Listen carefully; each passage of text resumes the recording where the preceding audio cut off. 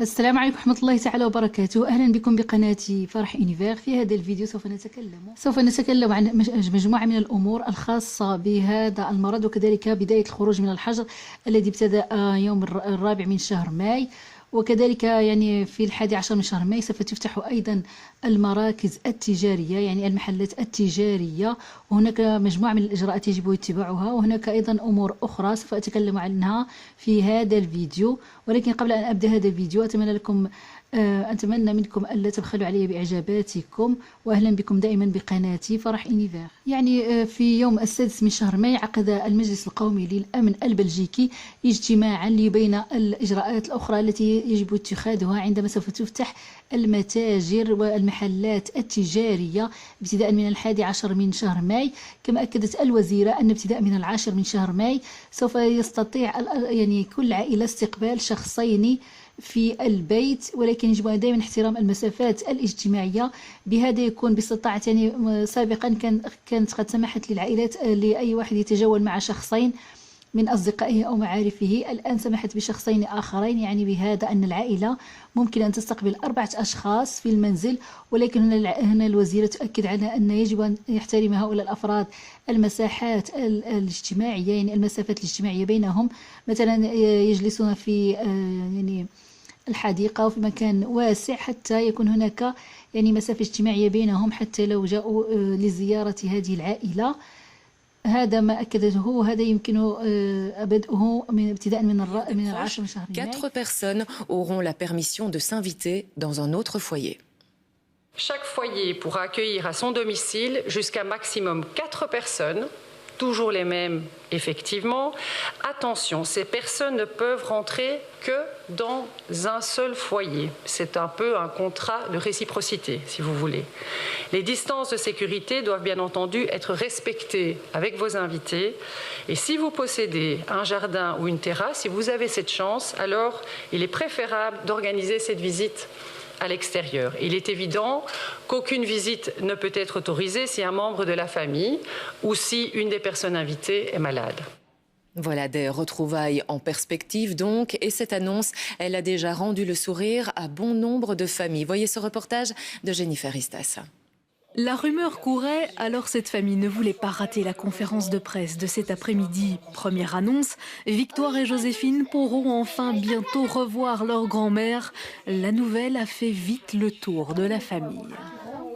T'as vu les infos? Ah non, pas encore. Quoi de neuf? On va pouvoir se revoir.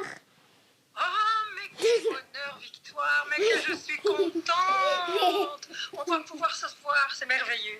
Depuis presque 2 mois, les contacts avec les grands-parents se font à distance, mais le manque est toujours là. Ma soeur, quand j'ai pas un téléphone, elle l'appelle sur le téléphone et elle l'appelle chaque jour, comme ça, c'est comme si on la voyait. C'est quand même quelqu'un de la famille, en plus on va pouvoir la voir le jour de la fête des mères. Ça va être bien pour le déconfinement et ça peut être une fête en soi.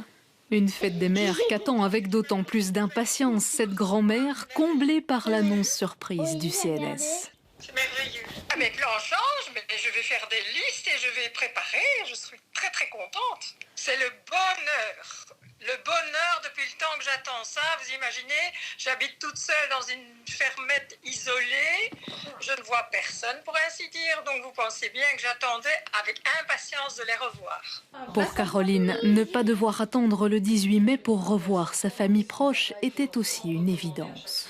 Les gens qui nous sont le plus proches, on sait à quel point ils ont respecté le confinement, on sait à quel point ils sont safe. Et donc forcément, on a plutôt envie, en tout cas on est plus rassurés de voir des gens qu'on connaît bien et avec qui on a eu des contacts téléphoniques, plutôt que des gens qu'on ne connaît pas et qu'on va revoir sur nos lieux de travail ou dans des magasins. Un premier pas qui soulage donc de nombreuses familles belges dont la fête des mères cette année aura à coup sûr un goût très particulier. Madame la Première ministre, bonsoir. Merci d'être avec nous. Il était grand temps de rendre de la chaleur humaine aux citoyens. Il était plus que temps, il était vraiment plus que temps. On a vraiment d'abord aussi ressenti nous-mêmes, mais eu beaucoup de lettres, de messages où on pouvait vraiment sentir que après 8 semaines de confinement, il y a une détresse psychologique qui finit par s'installer. On n'est pas fait pour ne pas être près des gens qu'on aime. Si je peux juste rajouter quelque chose au reportage, parce que c'est fondamental pour Joséphine et Victoria qui vont revoir leur grand-mère, c'est de leur dire de bien respecter leur distance de sécurité. Ce n'est pas parce que la grand-mère vient à la maison pour une visite qu'elle doit y rester trop longtemps et qu'elles ne doivent pas respecter la distance de sécurité. Je sais qu'on préférait 1000 fois les prendre dans les bras et se faire un gros câlin, mais ça n'est pas encore permis. Et je dois le dire, pour les personnes âgées, les personnes qui sont fragiles, c'est fondamental. Quand on garde ces distances, eh bien on leur témoigne aussi de l'amour parce qu'on les protège. Par contre, pas de restriction dans les distances en kilomètres. Des proches qui habitent Arlon peuvent aller rendre visite à leurs grands-parents à Ostende, pas de souci. Ah bien sûr, pas de souci. Là-dessus, on peut quand même estimer qu'aller voir les gens qu'on aime, c'est un déplacement essentiel. Maintenant, vous avez précisé 4 personnes, toujours les mêmes. Cela va donner quelques tiraillements, tout de même, des choix délicats dans des familles importantes, recomposées, que sais-je. Bien sûr, et on est très conscient que choisir, c'est renoncer. À partir du moment où vous ouvrez la bulle familiale, vous êtes obligé de tirer un trait, de poser des choix. Et ce sont des choix qui seront extrêmement bien vécus, comme dans le cas que vous nous présentez. Et ce seront des choix quasi cornéliens pour d'autres familles. Certains décideront, par exemple, de ne pas faire ce choix. C'est aussi une liberté. Mais je pense que pour la plupart, cette bulle d'air, cette possibilité était essentielle à pouvoir التي سوف تفتح بداية من 11 من شهر ماي، فهي تؤكد على أن الأشخاص الذين يذهبون إلى المتاجر يجب أن يكون بمفردهم، أو يستطيع شخص أن يصطحب معه مثلا ابنه أو شخص آخر أقل من 18 سنة.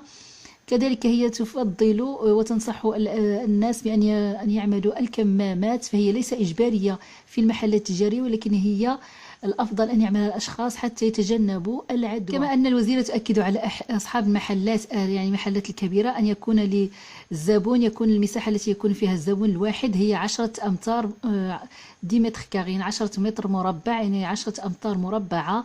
يعني هذه المساحة التي يكون فيها كل زبون، والأفضل أن يكون هذا الزبون لوحده، إلا إذا كان مرافق مع شخص أقل من 18 سنة فهو يسمح لهما بالدخول سوية إلى المتجر. كما أن على الزبون الذي يدخل لا يبقى في هذا المتجر أكثر من 30 دقيقة، يعني هذه الحد الأقصى. يعني يجب أن يكون في المتجر لا يتجاوز بقاؤه فيه 30 دقيقة ليخرج حتى يستطيع أشخاص آخرون الدخول. Les autres commerces peuvent tous reprendre avec des mesures imposées. Regardez d'ailleurs ces mesures, c'est un client par 10 mètres carrés. Le shopping se fera en solitaire ou avec un enfant de moins de 18 ans.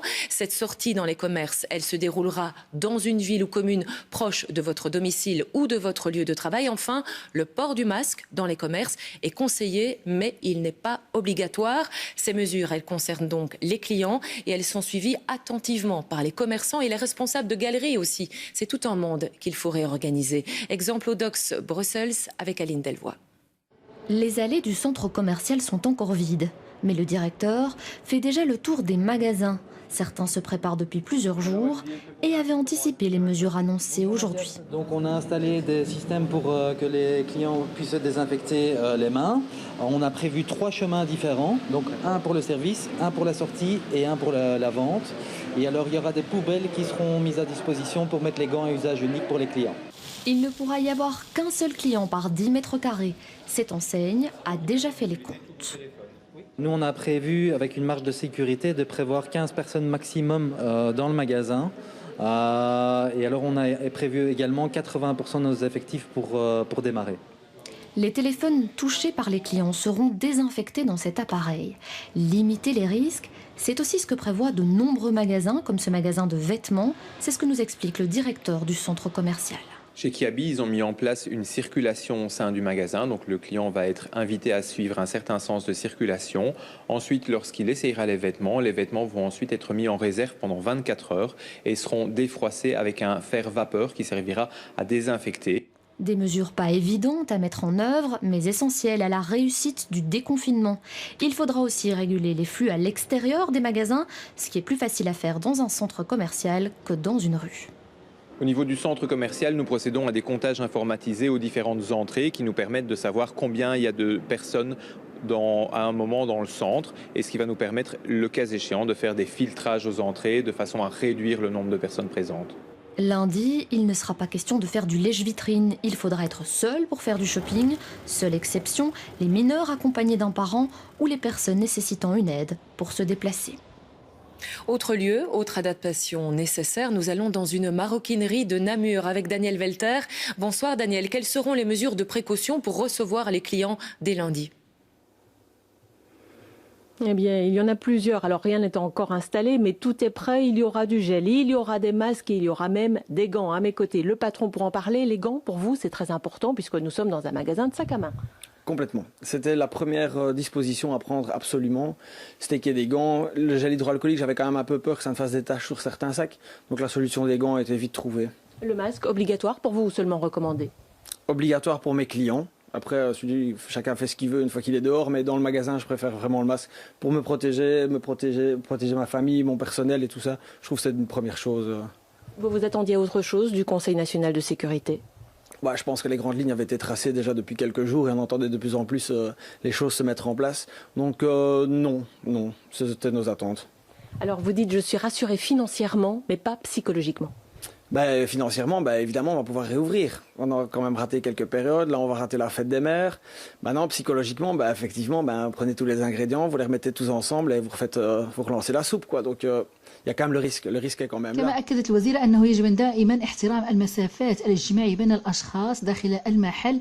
وكذلك هي تؤكد على أن السلطات يعني المحلية من شرطة وغيرها سوف تسعى إلى تفرقة كل تجمعات تكون في مراكز تجارية لأن هذا ممنوع أن يكون هناك تجمعات تجنبا للعدوى. كل هذا سوف نراه في هذا الفيديو بالتفصيل حيث أن الوزيرة صوفي بن مس تشرح ذلك ولكن ذلك باللغة الفرنسية. Le masque est vivement conseillé, pas obligatoire. Or, il l'est dans les transports en commun. Des spécialistes en maladies infectieuses ont déjà crié à l'incohérence. Que leur répondez-vous ? Bien que nous sommes conseillés par des groupes d'experts et à la fois le Risk Management Group, comme on l'appelle, recommande le masque mais ne le rend pas obligatoire, et à la fois le RIES, donc le groupe d'experts, de virologues qui nous conseille dans l'exit strategy, comme on l'appelle. Le masque n'est pas obligatoire dans les magasins, il est fortement recommandé. Ça veut dire que vous avez aussi la liberté de pouvoir le mettre si vous le souhaitez.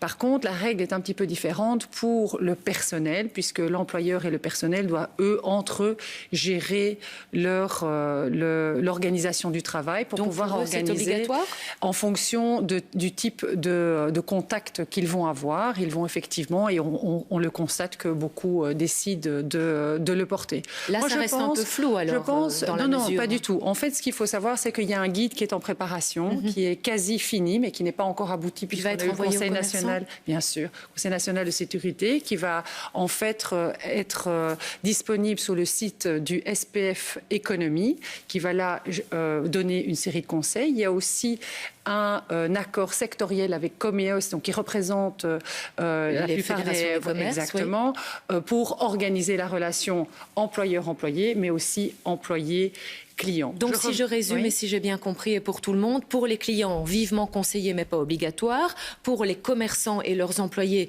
là, vous prônez quand même plutôt de le porter, donc ça devient plutôt obligatoire. Si vous ne l'obligez pas, ce port du masque pour tout le monde, ce n'est pas aussi parce que le gouvernement n'a pas les moyens logistiques de fournir un masque gratuit à tout le monde? Non, pas du tout, parce que je ne pense pas qu'on peut faire beaucoup de procès au monde politique, mais il y a des procès qu'on ne peut pas faire au monde scientifique. Et quand le monde scientifique vous dit que ça n'est pas nécessaire et que ce qu'ils estiment le plus juste et le plus approprié par rapport à une situation donnée, c'est la recommandation forte du masque.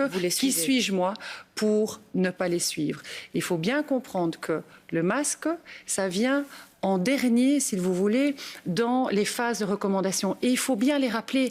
La première manière de vous protéger, c'est de limiter vos contacts. La deuxième manière, c'est que quand vous avez des contacts, de garder vos distances sociales. La troisième, c'est le respect des règles d'hygiène. Et s'il y a un problème, à ce moment-là, effectivement, le masque peut aider. كما أكدت الوزيرة يوم الأربعاء يعني 6 من شهر ماي أن عمل الكمامات هو أيضا إجباري في المطارات كما هو إجباري في يعني الحافلات وفي القطارات في محطات القطار وفي محطات الحافلات هو أيضا إجباري في المطارات. لذلك يجب على الشخص إذا كان في المطار أو إذا كان سيركب في الطائرة هو إجباري عليه وضع هذه الكمامات حتى لا يكون حتى لا تفرض عليه أي غرامة مادية التي قد تصل إلى 250 أورو. كما أكدت بلدية مولمبيك ببروكسل بأنها سوف تبدأ بتوزيع الكمامات المصنوعة من الثوب على الأشخاص الذين أولا ستبدأ بالأشخاص الذين يبلغون سنهم 65 سنة فما فوق، وكذلك يعني هؤلاء سوف توزع عليهم هذه الكمامات ابتداء من 11 و12 من شهر ماي،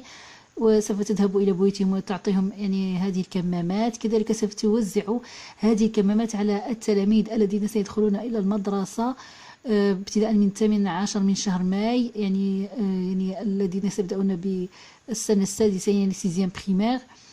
أما بالنسبة للأشخاص الآخرين الذين يعني يقطنون ببلدية مولمبيك فيجب أن يتسجلوا حتى يستفيدوا من هذه الكمامات ابتداء من 15 من شهر ماي. كما يؤكد الصليب الأحمر البلجيكي بأن هناك نقص في مخزون الدم بنسبة 50% بسبب هذه الأوضاع التي تمرها بلجيكا بسبب هذا المرض، وهي تطلب من جميع الذين يستطيعون التبرع بدمهم يعني أخذ موعد للمجيء والتبرع بدمهم من خلال بدخولهم إلى موقع الصليب الأحمر البلجيكي دونور الذي يسمى donordusang.be. هنا يدخل الشخص ويجب أن يأخذ موعد حتى يأتي للتبرع بدمه، لأنها أصبح هناك يعني نقص كبير في مخزون الدم. والصليب الأحمر يحذر من هذا النقص الكبير، لأن هناك العديد من المرضى يعني مرضى بأمراض أخرى يعني دائما يستلزم مرضهم يعني نقل الدم إلى هؤلاء المرضى، والآن المخزون أصبح يعني أقل ب50% بسبب هذا المرض. بالنسبة للكمامات التي أصبحت إجبارية في كما قلت في وسائل النقل العمومية وفي أيضا محطات القطار والحافلات وحتى في المطارات، فالآن أصبحت تباع أيضا في للسوبر مارشي يعني الأسواق الممتازة، يعني أصبحت تباع للأشخاص ولكن بكمية محدودة لا تتجاوز 50 كمامة للشخص الواحد. هذه كانت بعض الأخبار عن بلجيكا نتيجة هذا المرض الذي ما زال ينتشر في معظم بلدان العالم. وإلى فيديو جديد، أتمنى لكم الصحة والعافية، وإلى اللقاء، والسلام عليكم ورحمة الله تعالى وبركاته، وأهلا بكم دائما بقناتي فرح أونيفير.